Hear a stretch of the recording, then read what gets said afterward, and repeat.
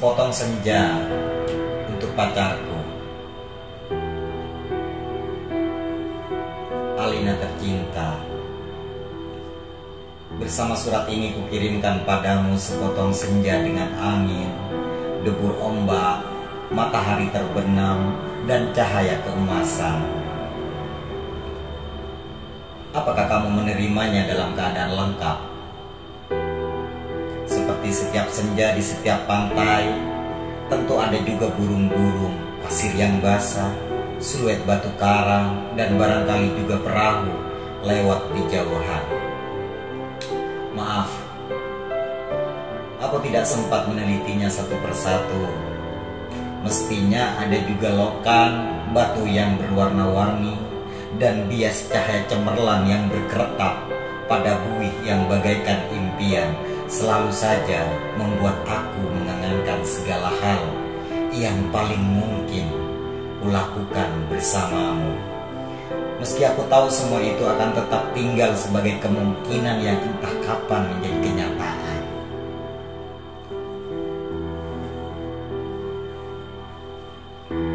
Kukirimkan sepotong senja ini untukmu, Alina, dalam amplop yang tertutup rapat dari jauh, karena aku ingin memberikan sesuatu yang lebih dari sekedar kata-kata. Sudah terlalu banyak kata di dunia ini, Alina, dan kata-kata ternyata tidak mengubah apa-apa. Tidak akan menambah kata-kata yang sudah tak terhitung jumlahnya dalam sejarah kebudayaan manusia, Alina. Untuk apa? Kata-kata tidak ada gunanya dan selalu sia-sia. Lagi pula, siapakah yang masih sudi mendengarnya? Di dunia ini semua orang sibuk berkata-kata tanpa peduli apakah ada orang lain yang mendengarnya. Bahkan mereka juga tidak peduli dengan kata-katanya sendiri.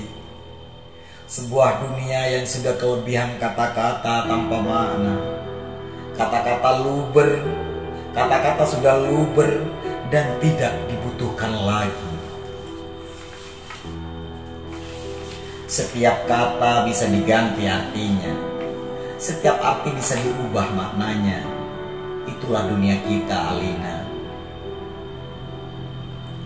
Kukirimkan sepotong senja untukmu, Alina. Bukan kata-kata cinta. Kukirimkan padamu sepotong senja yang lembut dengan langit kemerah-merahan yang nyata dan betul-betul ada dalam keadaan yang sama seperti ketika aku mengambilnya saat matahari hampir tenggelam ke balik cakrawala. Alina yang manis, Alina yang sendu. Akan kuceritakan padamu bagaimana aku mendapatkan senja itu untukmu. Sore itu, aku duduk seorang diri di tepi pantai, memandang dunia yang terdiri dari waktu, memandang bagaimana ruang dan waktu bersekutu, menjelmakan alam itu untuk mataku. Di tepi pantai, di tepi bumi, semesta adalah sapuan warna keemasan dan lautan adalah cairan logam meski buih pada debur ombak yang menghempas itu tetap saja putih seperti kapas dan langit tetap saja ungu dan angin tetap saja lembab dan basah dan pasir tetap saja hangat ketika kuusapkan kakiku ke dalamnya. Kemudian tiba-tiba senja dan cahaya gemetar. Keindahan berkutat melawan waktu dan aku tiba-tiba teringat padamu. Barangkali senja ini bagus untukmu, pikirku. Maka kupotong senja itu sebelum terlambat. Kukerat pada 4 sisi lantas kumasukkan ke dalam saku. Dengan begitu keindahan itu bisa abadi dan aku bisa memberikannya padamu. Setelah itu aku berjalan pulang dengan perasaan senang. Aku tahu kamu akan menyukainya. Karena kamu tahu itulah senja yang selalu kamu bayangkan untuk kita. Aku tahu kamu selalu membayangkan hari libur yang panjang, perjalanan yang jauh, dan barangkali sepasang kursi malas pada sepotong senja di sebuah pantai di mana kita akan bercakap-cakap sembari memandang langit sambil berangan-angan, sambil bertanya-tanya, apakah semua ini benar-benar telah terjadi? Kini senja itu bisa kamu bawa kemana-mana. Ketika aku meninggalkan pantai itu, kulihat orang-orang datang berbondong-bondong. Ternyata mereka menjadi gempar karena senja telah hilang. Kulihat cakrawala itu berlubang sebesar kartu pos. Alina sayang, semua itu telah terjadi dan kejadiannya akan tetap seperti itu. Aku telah sampai ke mobil. Ketika di antara kerumunan itu kulihat seorang menunjuk-nunjuk ke arahku. Dia yang mengambil senja itu. Saya lihat dia mengambil senja itu. Kulihat orang-orang itu melangkah ke arahku. Melihat gelagat itu, aku segera masuk mobil dan tancap gas. Catat nomornya, catat nomornya. Aku melejit ke jalan raya. Aku kebut mobilku tanpa perasaan panik. Aku sudah berniat memberikan senja itu untukmu dan hanya untukmu saja, Alina. Tak seorang pun boleh mengambilnya dariku. Cahaya senja yang kemasan itu berbinar-binar di dalam saku. Aku merasa cemas. Karena meskipun kaca mobilku gelap, tapi cahaya senja tentu cukup terang dilihat dari luar. Dan ternyata cahaya senja itu memang menembus segenap cahaya dalam mobilku. Sehingga mobilku itu meluncur dengan nyala cemerlang ke aspal maupun ke angkasa. Dari radio yang kusetel, aku tahu berita tentang hilangnya senja telah tersebar kemana-mana. Dari televisi dalam mobil bahkan kulihat potretku sudah terpampang. Aduh, baru hilang satu senja saja sudah paniknya seperti itu. Apa tidak bisa menunggu sampai besok? Bagaimana kalau setiap orang mengambil senja untuk pacarnya masing-masing? Barangkali memang sudah waktunya dibuat senja tiruan yang bisa dijual di toko-toko, dikemas dalam kantong plastik, dan dijual di kaki lima.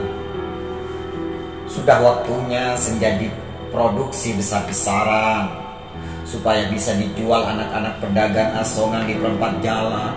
Senja, senja, cuma 1.003. Di jalan tol, mobilku melaju masuk kota. Aku harus hati-hati karena semua orang mencariku. Sirina mobil polisi meraung-raung kemana-mana. Cahaya kota yang tetap gemilang tanpa senja membuat cahaya kemasan dari dalam mobilku tidak terlalu kentara. Lagi pula di kota, tidak semua orang peduli apakah senja hilang atau tidak. Di kota kehidupan berjalan tanpa waktu.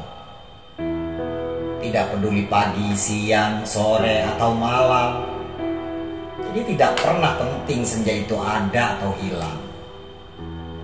Senja cuma penting untuk turis yang suka memotret matahari terbenam. Boleh jadi hanya demi alasan itulah senja yang kubawa ini dicari-cari polisi.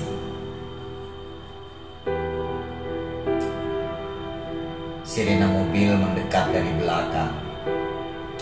Dengan pengeras suara polisi itu memberi peringatan. Pengemudi mobil Porsche abu-abu metalik nomor SG 1958A. Harap berhenti. Ini polisi. Anda ditahan karena dituduh telah membawa senja. Meskipun tak ada aturan yang melarangnya, tapi berdasarkan aku tidak sudi mendengarnya lebih lama lagi. Jadi kubilas dia sampai terpental keluar pagar tepi jalan. Kutancap gas dan menyelip-nyelip dengan lincah di jalanan. Dalam waktu singkat, kota sudah penuh raungan sirine polisi. Terjadi kejar-kejaran yang seru.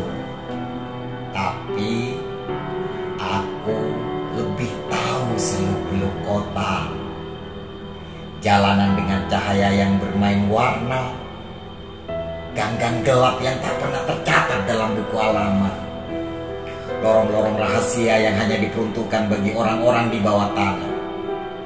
Satu mobil terlempar di jalan layang, satu mobil lain tersesat di sebuah kampung, dan satu mobil lagi terguling-guling menabrak truk dan meledak lantas terbakar. Masih ada 2 polisi bersepeda motor mengejarku. Ini soal kecil. Mereka tak pernah bisa mendahuluiku. Dan setelah kejar-kejaran beberapa lama, mereka kehabisan bensin. Dan pengendaranya cuma bisa memaki-maki. Kulihat senja dalam saku bajuku masih utuh. Angin berdesir, langit semburat ungu, debur ombak menghempas ke pantai. Hanya padamulah senja ini kuserahkan, Alina. Tapi Alina, polisi ternyata tidak sekonyol yang kusangka. Di segenap sudut kota mereka telah siap siaga. Bahkan aku tak bisa membeli makanan untuk mengisi perutku. Bahkan aku tak bisa membeli makanan untuk mengisi perutku. Bahkan di langit tanpa senja, helikopter mereka menyorotkan lampu di setiap celah gedung bertingkat. Aku tersudut dan akhirnya nyaris tertangkap. Kalau saja tidak ada gorong-gorong yang terbuka, mobilku sudah kutinggal ketika memasuki daerah kumuh itu. Aku berlari di antara gudang, rumah tua, tiang serta temali, terjatuh di atas sampah, merayapi tangga-tangga reot sampai seorang gelandangan menuntunku ke suatu tempat yang takkan pernah kulupakan dalam hidupku. Masuklah, katanya tenang. Di situ kamu aman. Ia menunjuk gorong-gorong yang terbuka itu. Ada tikus keluar dari sana. Baunya bajing dan pesing. Ku tengok ke bawah. Kulihat kelelawar bergantungan. Aku ragu-ragu. Namun deru helikopter dengan lampu sorotnya yang mencari-cari itu melenyapkan keraguanku. Masuklah. Kamu tidak punya pilihan lain. Dan gelandangan itu mendorongku. Aku terjerembab jatuh. Bau busuknya bukan main. Gorong-gorong itu segera tertutup dan kudengar gelandangan itu merebahkan diri di atasnya. Lampu sorot helikopter menembus celah gorong-gorong, tapi tak cukup melihatku. Kuraba senja dalam kantongku. Cahayanya yang merah, kemas-emasan membuat aku bisa melihat dalam kegelapan. Aku melangkah dalam gorong-gorong yang rupanya cukup tinggi juga. Kusibukkan kelelawar bergantungan yang entah mati, entah hidup itu. Kulihat cahaya putih di ujung gorong-gorong. Air busuk mengalir setinggi lutut, namun makin ke dalam makin surut. Di tempat yang kering kulihat anak-anak gelandangan duduk-duduk maupun tidur-tiduran. Mereka berserakan, memeluk rebana dengan mata yang tidak memancarkan kebahagiaan. Aku berjalan terus, melangkahi mereka, dan coba bertahan. Betapapun ini lebih baik daripada harus menyerahkan senja, Alina.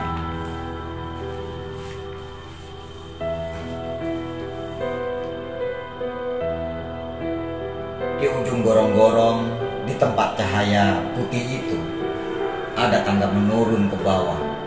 Kuikuti tangga itu.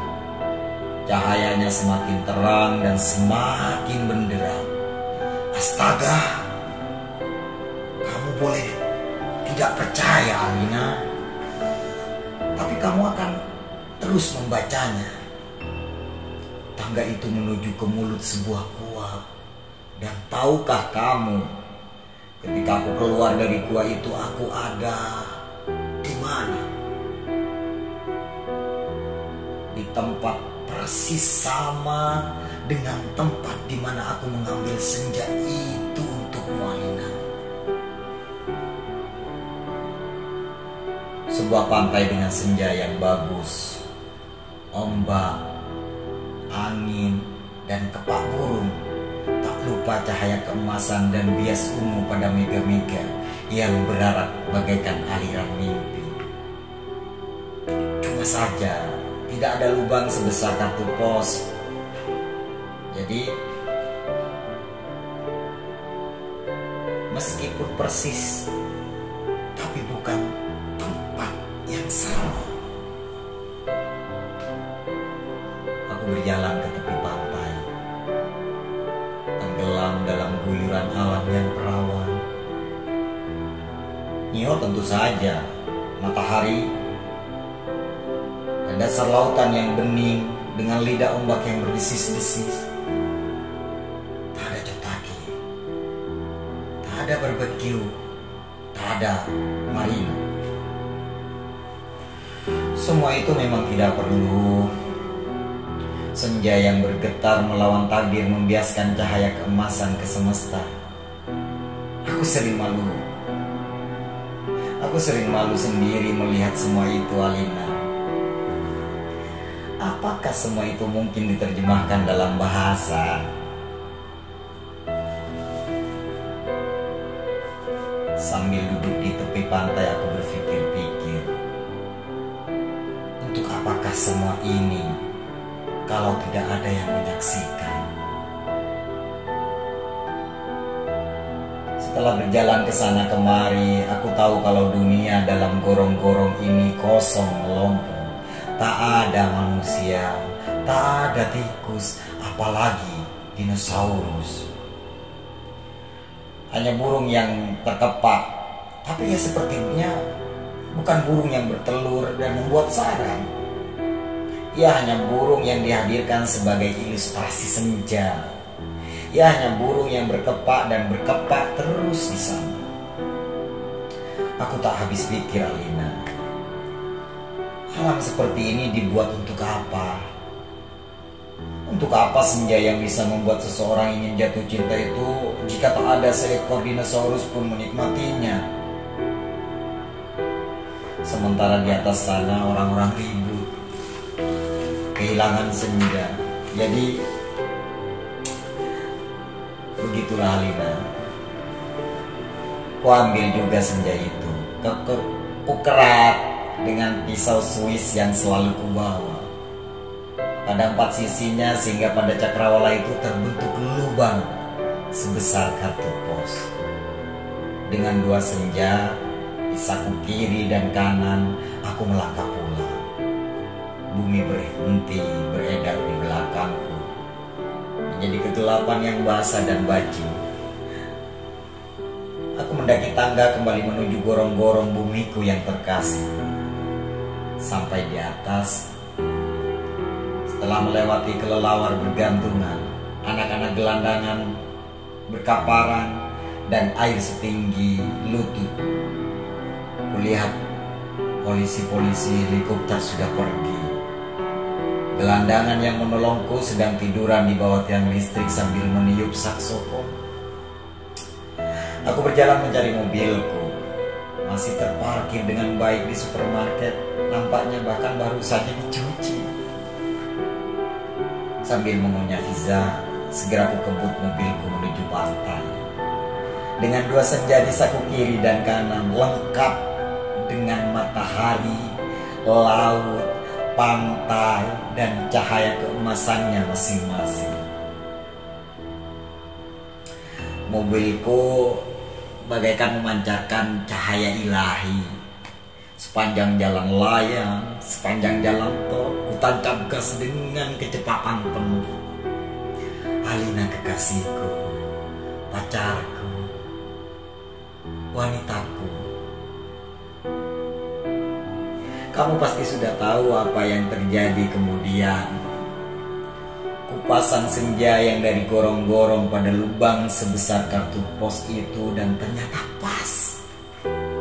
Lantas kukirimkan senja yang asli ini untukmu lewat pos. Aku ingin mendapatkan apa yang kulihat pertama kali. Senja dalam arti yang sebenarnya, bukan semacam senja yang ada di gorong-gorong itu. Kini gorong-gorong itu betul-betul menjadi gelap, Alina. Pada masa yang akan datang, orang-orang tua akan bercerita pada cucunya tentang kenapa gorong-gorong menjadi gelap. Mereka akan berkisah bahwa sebenarnya ada alam lain di bawah gorong-gorong dengan matahari dan rembulannya sendiri.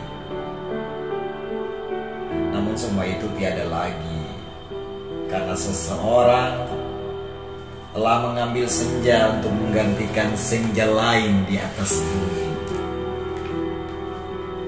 Orang-orang tua itu juga akan bercerita bahwa senja yang asli telah dipotong dan diberikan oleh seseorang kepada pacarnya.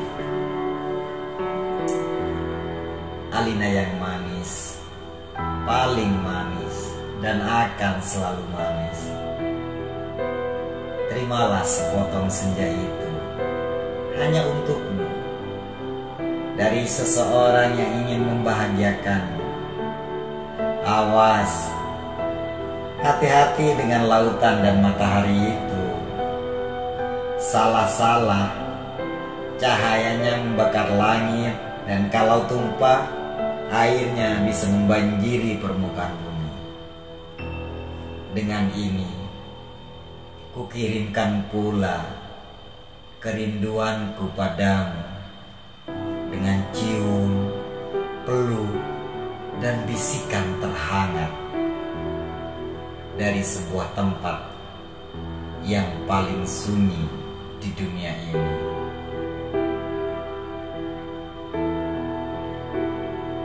Cerpen Seno, pilihan Kompas 1993.